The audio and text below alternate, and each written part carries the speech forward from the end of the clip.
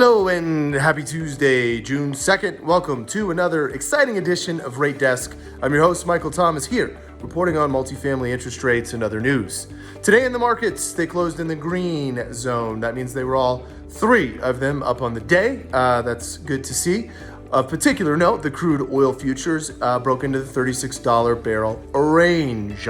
That was excellent to see that. U.S. 10-year Treasury yields ticked up a bit, nothing too meaningful, but up at 68 today. They were at 66 yesterday, so two basis point uptick there. Jumping over to the multifamily interest rates, seeing just a little bit of a tightening there. 223F quoting at 2.47 today on the 35-year fix. That's 247.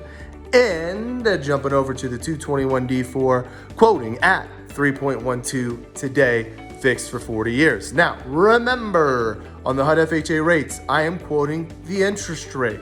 There will also be a mortgage insurance premium, an MIP, which does not go away like it does in the single family world based on leverage.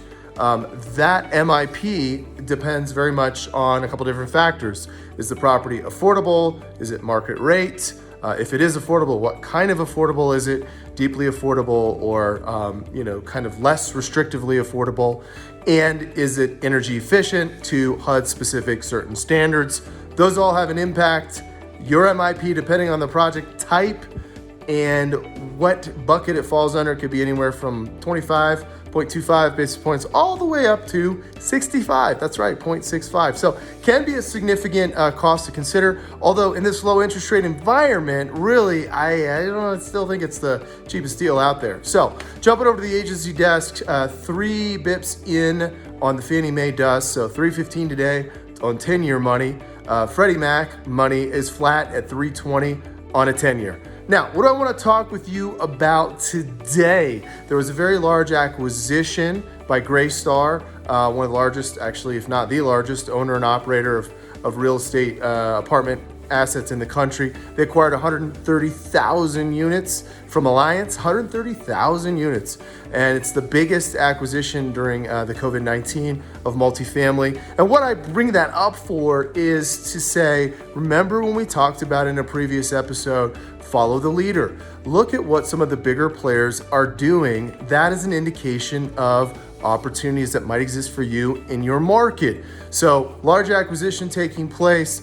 Are there acquisition opportunities in your market areas or the areas in which you operate, whether that be regionally or nationally or just within a certain municipality? Look around out there, see if there's some tightening, and this might be a time to really pencil in that value add acquisition strategy. Start looking, get your team together, and go after some of those assets, because these are the times when you can potentially find some of those value add opportunities. So I bring that up to say, follow the leader, look and see what's out there, and you might find that you could grow your asset base. Next, I want to mention, I spoke with a small owner of a shopping center, a small strip center that's doing well. I really bring that up to just tell you that, not all assets are created equal, even if they're in the same food group as shopping centers, believe it or not. His collections are high. He's doing well. The folks are doing well and managing pretty well. They are down a little bit in collections, but nothing really significant. I thought that was a positive thing. I wanted to mention that. And that, again, if you're managing well through this time, this could be a time to expand and actually take advantage of the low interest rates and expand your footprint and look at other asset type opportunities. So with that, I will leave you today on that positive note. I look forward to seeing you again here tomorrow for another exciting edition of Rate Desk. I am your host, Michael Thomas, signing off.